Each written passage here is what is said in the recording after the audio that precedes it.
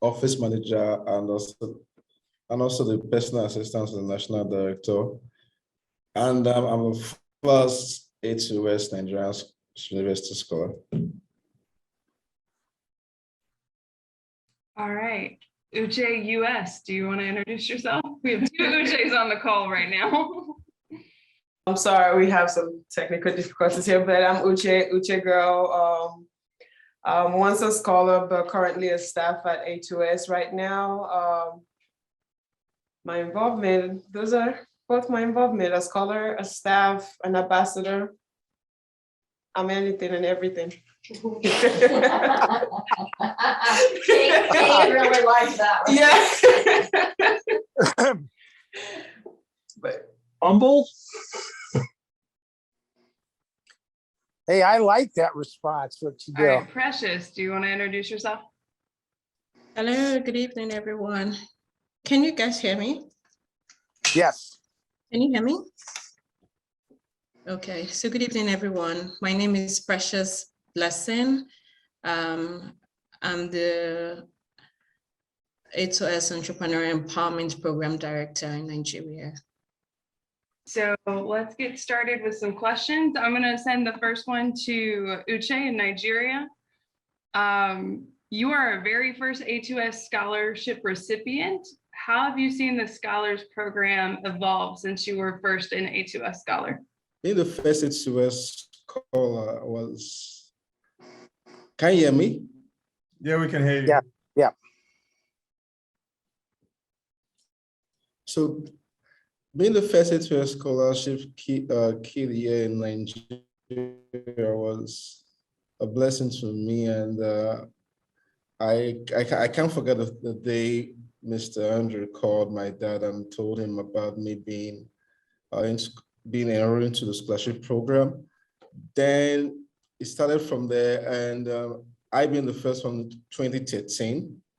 Presently now we have over 50 scholars in that program, and over 15 of them that has passed through that program and joined in the alumni. So it has been a huge program that have helped so many of these Nigerian youth who wanted to go to school, but they see that light at the end of the tunnel. But A2S came in, providing them that support that will enable them go to school. And presently we have like 15 of them that have graduated.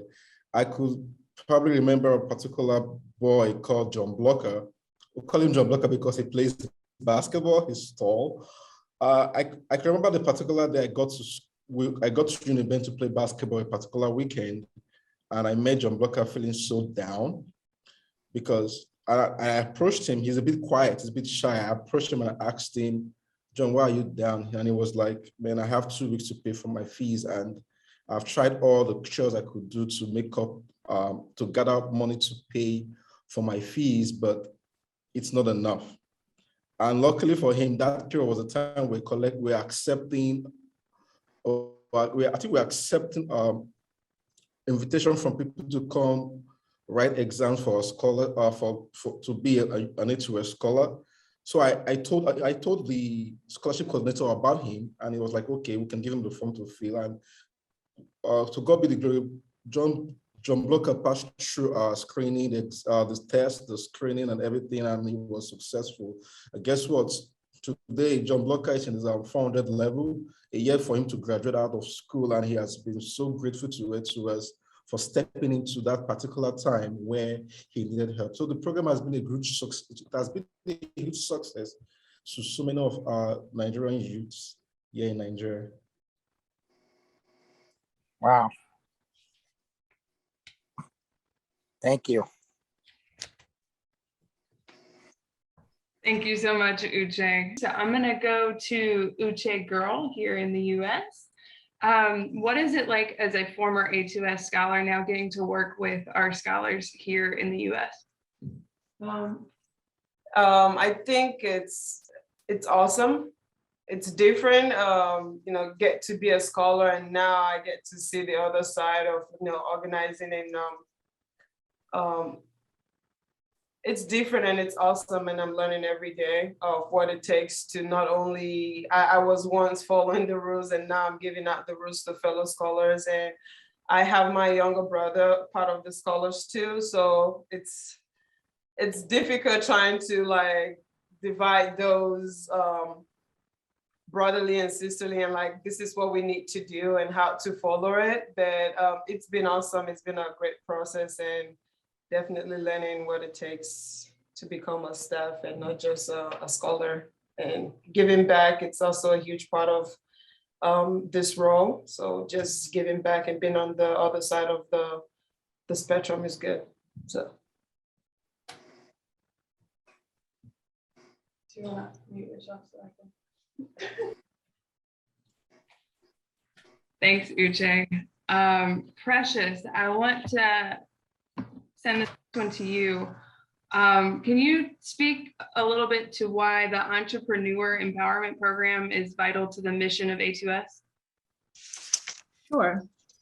So the EEP is the bridge between providing education and assessing opportunities. So I think for over the years, it was mainly education, and education now is not enough. After graduation, so that's the question a lot of people are asking, or youth from Nigeria. So I think that it's that bridge, that connecting bridge, just helping with education and further creating opportunity to gain access. So access to the entrepreneurial world, to sustainability, and just the next level for every young entrepreneur. I have a question. What age do you start doing this entrepreneurship, you know, the getting together and doing that? What are the ages that you start with? Okay, so that's from 18. So it's mainly, our focus is just young entrepreneurs who have innovative ideas. So as from 18, if they have the skills and they're passionate about their ideas, then the opportunity is given to them. So majorly 10 years old. Awesome. Do we have any other questions from the audience right now?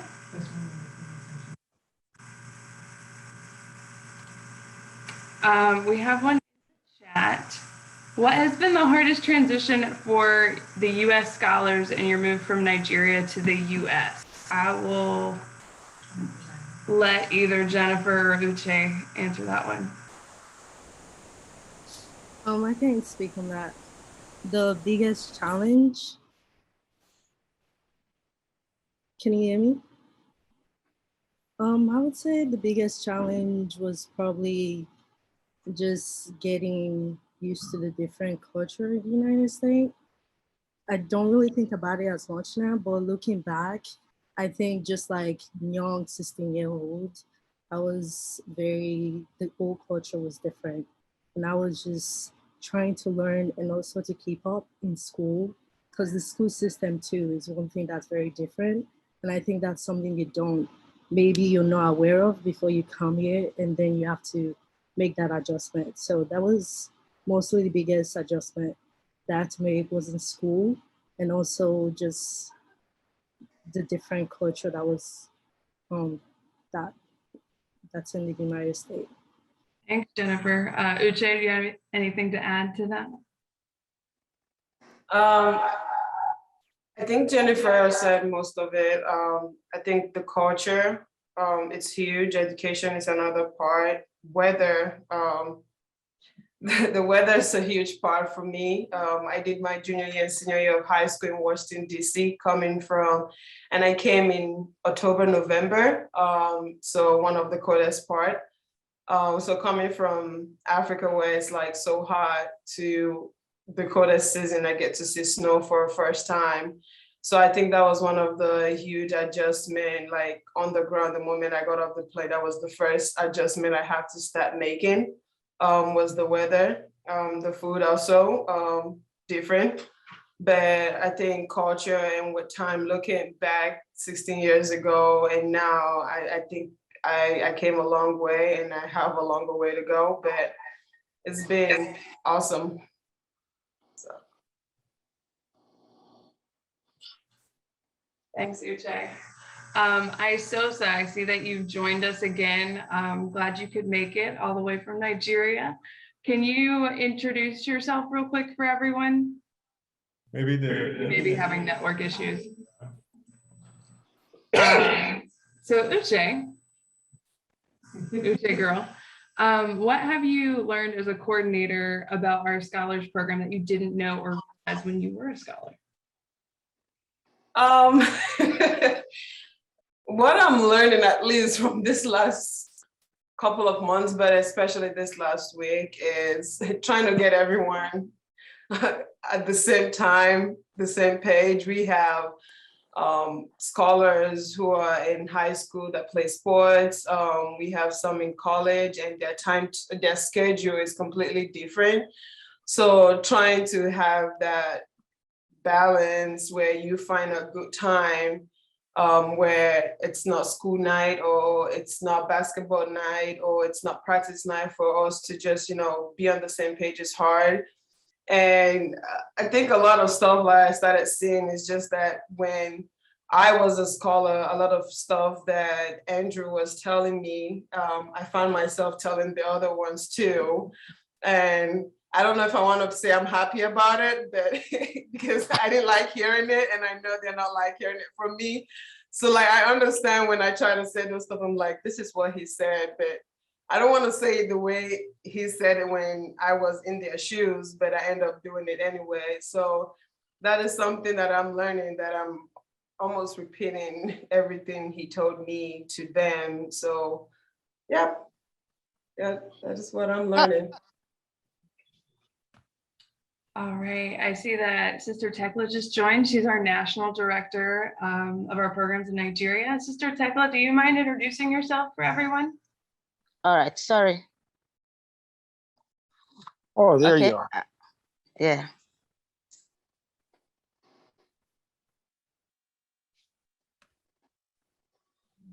Hello. Yeah, we can hear you. Can you hear me? Okay, I can. I am Tecla Uzuku, the National Director, Access to Success, Nigeria.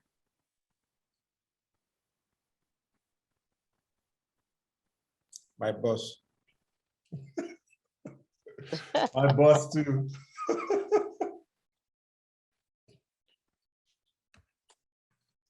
Isosa, can you hear me? Yeah, I can hear you loud and clear. Awesome. Do you want to give everybody an introduction and explain your involvement with A2S? All right, thank you very much. My name is Isosa Bowodo, the founder of UCAN Foundation. I was once a scholarship kid and an intern at Access to Success Foundation. My involvement with Access to Success actually started way back in 2009 when Andrew Loveday, Morgan Clark came with some Americans to Benin City to share shoes, and give out shoes. So friendship actually sprang up from there, from me and Morgan and Andrew Loveday. So even when they returned to America, we kept in touch. Fast forward to 2013, before then I wasn't going to school. I gave up on education. There was nothing. I was doing a cleaning job and all. So I got encouragement from Morgan, from Andrew Loveday, from Sister Tecla. I wrote exams and I did well. I passed. I gained admission to study History and International Studies at Brussels University, and A2S came in at that point. They offered me a scholarship from my first year to my final year. So I finished college in 2017, and in 2018, I spoke with Auntie Tecla that I would love to intern with Access to Success, and then it was a yes for me. Yeah.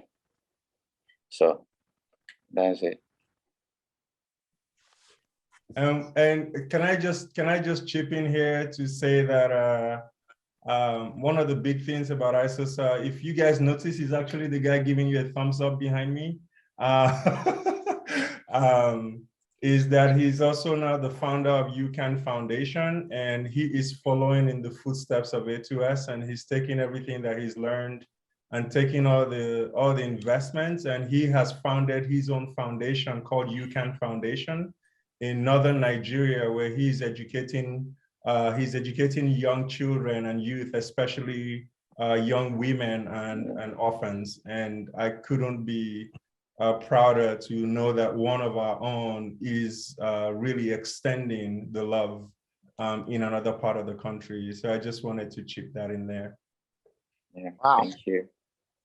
Yeah, great job. Thank you. Thank you. All right, we have one question from the audience. How difficult is it to coordinate the efforts in Nigeria and the United States? What are the biggest challenges? Sister Tecla, do you want to start us off? Please come again. What difficulties are there in coordinating efforts between our team in Nigeria and in the United States?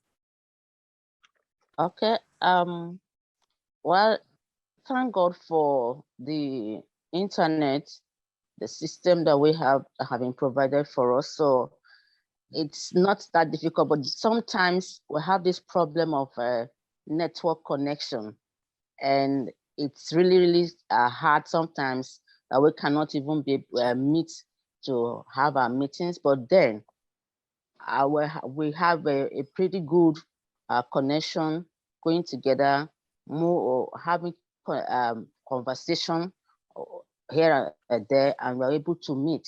So there's really no much difficulty in coordinating the US and the Nigerian team.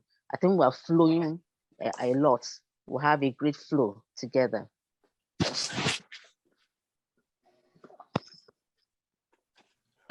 Thank you. Andrew, do you have anything you want to add to that? You know, and I think that oftentimes the beauty of what we're able to do here is that being an international organization, what's oftentimes difficult is, you know, from the hands that give to those that receive, from the efforts here in the US, oftentimes there's almost this challenge in trying to understand what's happening in Nigeria. You know, I would always say that if A2S was in Nigeria, it was in the US, it would be easy to just take you to the building and have you see the kids and spend time with the kids, right? And you get to understand right there and then. So from an operational standpoint, for us, it's being able to create these a synergy between our US operations and the programming in Nigeria to ensure that our donors are engaged. So I would always say trying to bring Nigeria to the US. It's not always very easy, but I think that that's something that we constantly do well at A2S, and we've invested quite significantly in our communication systems. And also one of our co-founders helped to really jumpstart our knowledge management systems. So that's made it almost seamless for us to communicate with our Nigerian team and make sure that making sure that we're always on the same page. There are glitches here and there with the internet, like Sister Tecla says, but for the most part, I think that the systems have been built in a way that we engage our donors in conversations with our program participants in Nigeria, but at the same time, the staff flow is pretty good. Awesome, thank you. It looks like we have time for one or two more questions.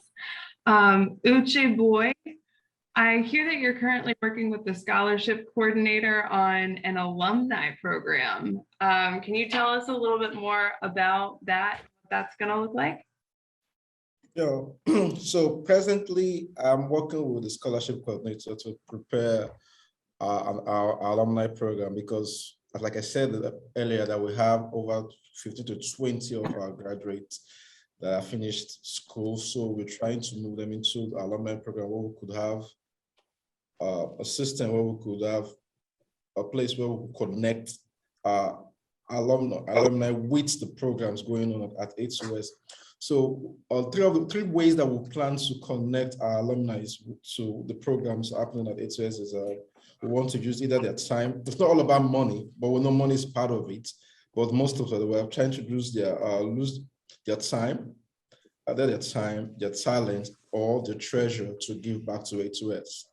So one of the major ways we want to do that is trying to be a mentor to most of the after-school kids So most of the after school kids have aspiration of becoming a doctor, someone to become an engineer and stuff like that. So yeah, the alumni program, we want to see how we that have passed through that same path could be like a mentor to the kids that wants to go through that same path. So it's easy. It's easier for them to have someone like a big brother trying to guide them through becoming an engineer, because I study chemical engineering. So it's easier for me to mentor someone that wants to also pass through that same path to become an engineer. Not only that, we also give giving our talent to them too. So we also have in the alumni program where we plan to once in a while come to the after school to try to do like a kind of professional day where we lecture the kids on different professions, on what they want to become, and guide them to become a good ambassador of A2S. That's all.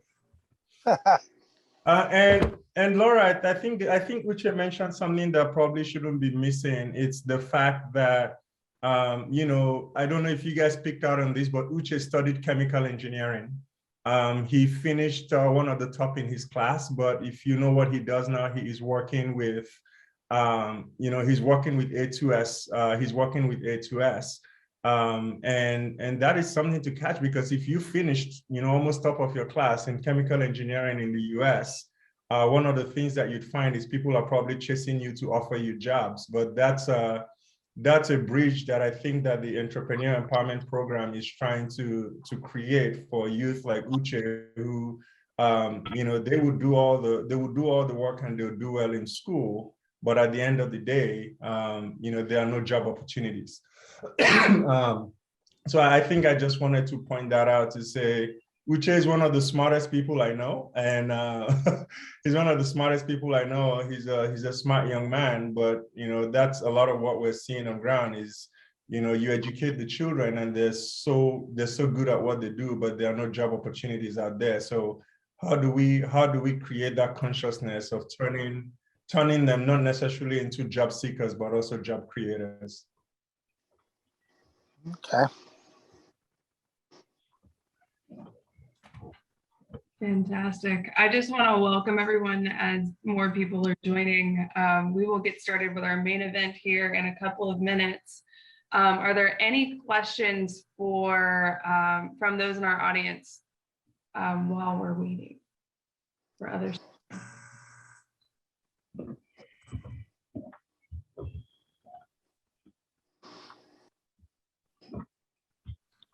Since we're going to be talking about our youth center as a part of our main program, Jennifer, do you want to tell us a little bit about the youth center is going up?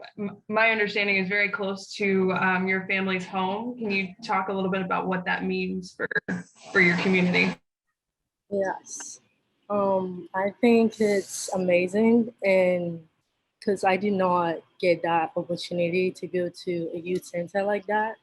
I had the after school academy at the Gospel Bible Church Ministries, and just having that space for the kids. And it's not just there's classrooms, and there's also just playgrounds that the kids can go and play. And I don't think schools in Nigeria really do have playgrounds and stuff like that. So just having that space and that safe space for for those kids. And I know they're so excited because I spoke to my little siblings like a few weeks back, and they were telling me how they were talking about the after school academy, the new building. They mentioned it, and I was like, yeah, that's awesome. Like, I would be excited too if I was in their shoes. So I can only imagine what the feelings that these kids in Nigeria, the anticipation towards the completion of the building. And I just want to say thank you all so much. It's definitely it's a huge in a kid's life.